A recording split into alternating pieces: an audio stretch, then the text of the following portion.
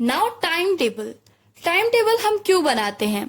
Time table हम इसलिए बनाते हैं ताकि हम अपने स्टडीज पर फोकस्ड रहें। नाउ जब हम टाइम टेबल बना लेते हैं तो हम कुछ दिन तक तो उसे फॉलो करते हैं, लेकिन कुछ दिन बाद हम उसे फॉलो नहीं कर पाते हैं या हमसे वो फॉलो ही नहीं होता है। ऐसा हम सबके साथ होता है, लेकिन ऐसा क्यों होता है? ऐसा इसलिए होता है बिकॉज हम एक परफेक्ट टाइम टेबल चाहते हैं, ये जानते हुए कि नथिंग इज परफेक्ट, कोई भी चीज परफेक्ट नहीं होती है। इसीलिए जब हम अपने लिए टाइम टेबल बनाएं तो हमें ध्यान रखना चाहिए कि हमारा टाइम टेबल परफेक्ट ना हो, बल्कि हमारा टाइम टेबल फ्लेक्सिबल बने।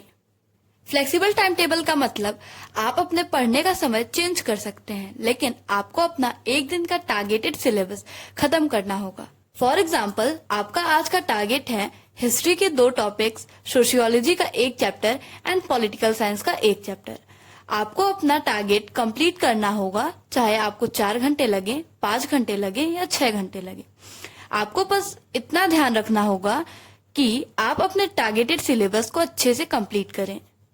अब आपको रोज अपने लिए एक टारगेटेड सिलेबस की लिस्ट बनानी होगी।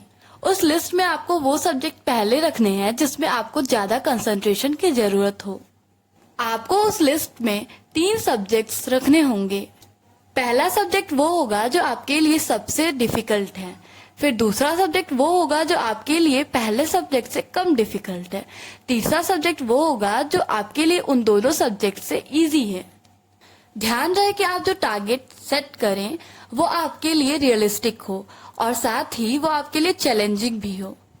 अब हमारा आधा टाइम टेबल बन के कंप्लीट हो गया, बिकॉज ये जो हमारा लिस्ट है वो हमारे टाइम टेबल का बेस है। हमें अपने टाइम टेबल को 3 शिफ्ट में बनाना है।